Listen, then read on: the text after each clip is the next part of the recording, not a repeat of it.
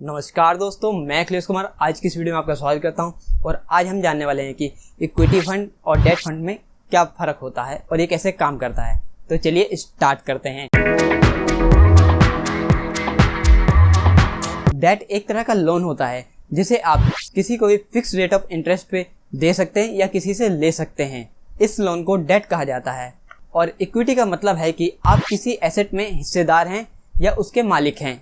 Suppose आप एक गाड़ी खरीदते हैं और उस गाड़ी की कीमत 1,00,000 रुपए है और आपके पास सिर्फ 60,000 रुपए हैं और 40,000 रुपए का आप लोन लेते हैं, तो आप गाड़ी में 60% की इक्विटी के मालिक हैं और आपने 40,000 रुपए का लोन लिया है, तो ये लोन आपका डेट होगा। इसी तरह इक्विटी फंड और डेट फंड होते हैं।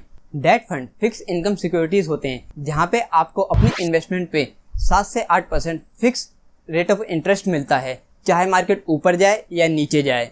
Debt fund government bond, corporate fix bond और बैंक डिपॉजिट में इन्वेस्ट किए जाते हैं और सभी डेट फंड इक्विटी फंड से ज़्यादा सुरक्षित माने जाते हैं क्योंकि ये रिस्क फ्री होते हैं और इन्हें गवर्नमेंट और कॉर्पोरेट बॉन्ड में ही इन्वेस्ट किया जाता है। और वहीं इक्विटी फंड कंपनी शेयर्स में इन्वेस्ट किए जाते हैं जहाँ पे आपको लॉन्ग टर्म में 13 से 15% अपनी इन्वेस्टमेंट पे आपको रिटर्न्स मिल सकते हैं।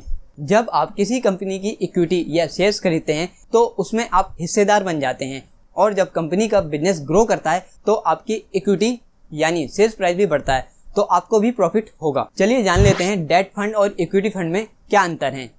इसे हम 5 स्टेज में जानेंगे। पहला रिस्क फैक्टर, दूसरा रिटर्न्स, तीसरा लिक्विडिटी, चौथा वॉलेटाइल और पांचवा टैक्स। दोस्तों रिस्क की बात करें तो डेट फंड में रिस्क ना के बराबर होता है क्योंकि इसका मार्केट से कुछ लेना देना ही नहीं होता कि मार्केट ऊपर हो या नीचे हो। और वहीं इक्विटी फंड में रिस्क ज्यादा होता है। अगर मार्केट ऊपर जा रही है तो आपको अच्छा प्रॉफिट होगा, अगर मार्केट नीचे जा रही है तो आपको लॉस भी हो सकता है। फ्रेंड्स, डेट फंड में रिस्क ना के बराबर होता है क्योंकि इस पैसे को लोन की तरह दिया जाता है। इसका मार्केट से कुछ लेना देना ही नहीं होता, चाहे मार्केट ऊपर जा रही हो चाहे नीचे जा रही हो। इसमें तो इन्वेस्टर को सिर्फ अपने रेट ऑफ इंटरेस्ट से मतलब होता है जो आप ईयरली उसे पे करते हैं। और वहीं इक्विटी फंड में रिस्क बहुत ज्यादा होता है। अगर मार्केट ऊपर जा रही है तो आपको अच्छा प्रॉफिट होगा, अगर मार्केट नीचे जा रही है तो आपको लॉस भी हो सकता है। रिटर्न्स, इक्विटी फंड में आपको फिक्स रिटर्न्स मिलते हैं। यहाँ पहले ही तय हो जाता है कि आपको 7% या 8% इतना आपको मिलेगा ही मिलेगा। और वहीं इक्विटी फंड में ये डिसाइड नहीं होता कि आपको कितना प्रॉफिट मिलेगा, ये आपके शेयर प्राइस पे डिपेंड करता है। अगर शेयर आपने 10 रुपए में खरीदा है और मार्केट अच्छी ग्रो करके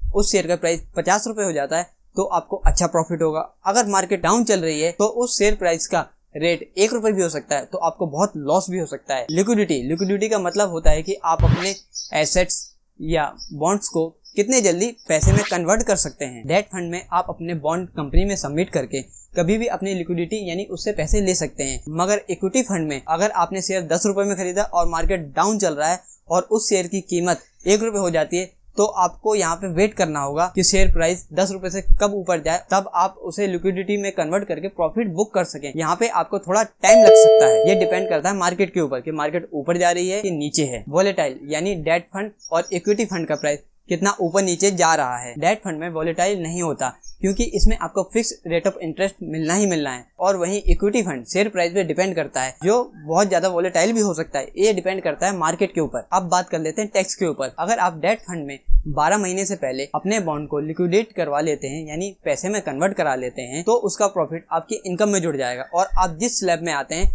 उस स्लैब के हिसाब से आपको टैक्स पे करना पड़ता है। अगर आप अपने बॉन्ड को 1 साल के बाद लिक्विडेट यानी पैसे में कन्वर्ट कराते हैं तो आपको सिर्फ 15% ही टैक्स देना होगा। और वहीं इक्विटी फंड की बात करें तो अगर आप शेयर 1 साल से पहले बेचते हैं तो आपको 15% फ्लैट टैक्स देना होगा। अगर आप उस शेयर को 1 साल से ज्यादा होल्ड करके रखते हैं और फिर बाद में उसे सेल करते हैं तो आपको सिर्फ 10% ही टैक्स देना होगा। दोस्तों हमने जाना डेट फंड और इक्विटी फंड क्या होता है और कैसे काम करता है। दोस्तों अब जान लेते हैं कि हमें अपना इन्वेस्टमेंट पोर्टफोलियो कैसे बनाना चाहिए। ये डिपेंड करता है आपके प्लान के ऊपर कि आप अपना कितना पैसा डेट फंड में डालना चाहते हैं और कितना इक्विटी फंड में डालना चाहते हैं। ये आपको कैलकुलेट करना होगा कि आपका फिक्स पैसा बिना लॉस के डेट फंड में जाएगा जो सिक्योर भी रहे और फिक्स रिटर्न आपको देता रहे। ये आपके इन्वेस्टमेंट का 25 या 30% भी हो सकता है और बाकी 70% आप इक्विटी फंड में लगा सकते हैं जिसमें आपको लॉन्ग टर्म में अच्छे प्रॉफिट मिले। आई होप दोस्तों आपकी वीडियो पसंद आई होगी, तो लाइक करें, सब्सक्राइब करें और कमेंट बॉक्स में जरूर बताएं कि आपको वीडियो कैसी लगी। तो मिलते हैं नेक्स्ट वीडियो के अंदर। जब तक सीखते रहिए